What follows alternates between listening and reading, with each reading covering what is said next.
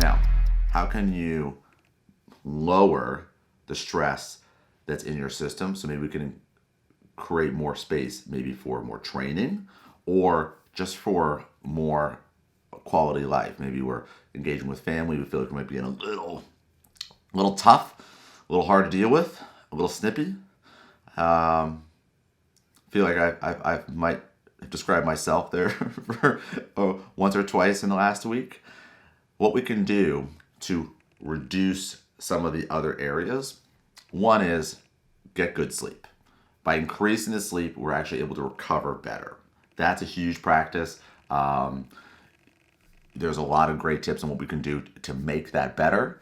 But that's first off. Let's get our sleep in order.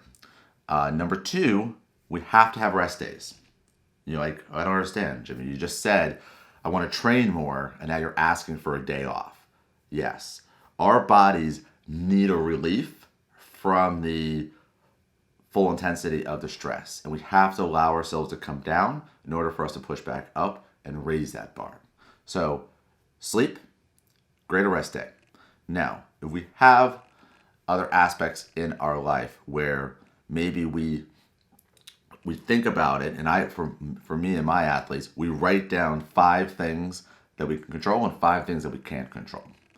And then I ask them to prioritize in those that are, number one, what is causing the most stress or fatigue in our life? Like, what activity here just makes you want to scream, pass out, you hate it? And then number 2, add another column. Which of these can somebody else do? And it's important to have them both.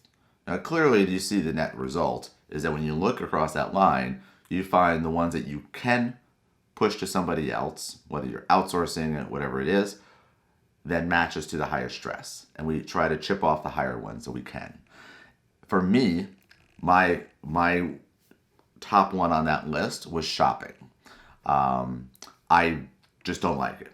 I don't like going into the stores. 9 times out of 10, I am finishing work and meetings and done with conversations around 8:30. So I always felt like I was racing to the store. There was very little good food left. It was freshly cooked. They had kind of like pilfered everything, and it just wasn't a good experience. And some days I just completely missed getting there on time. And I made my list, and I wrote down. I said, what can I do different? And now we have these public shoppers.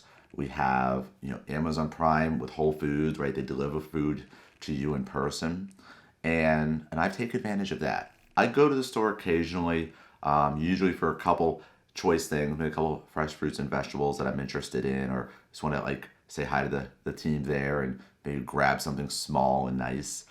But for the majority, I have been able to reduce that stress in my life by having them do that. Now, how much did that cost me? Because people are always like, it's easy for you to say.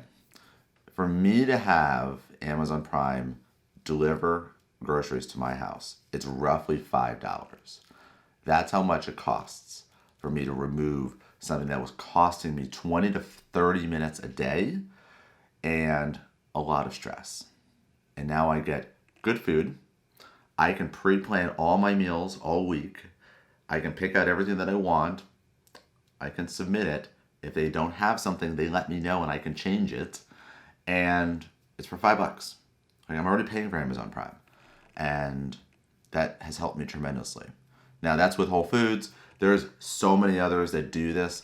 Take advantage of it. Don't be scared, but also be flexible. Like, when you get something and it's not quite right or it's not what you would have picked, it'll be fine. You'll survive. My example for those that struggle with this idea is when you sign up for like a co-op with a farm, right? And they give you, or a CSA they call it, they bring you a box of vegetables that they freshly grew. You have no idea what you're getting. You don't know how it grew, what size, does that carrot can be this or that? You don't know. But we always seem to be okay with it. So I kind of take that mentality too.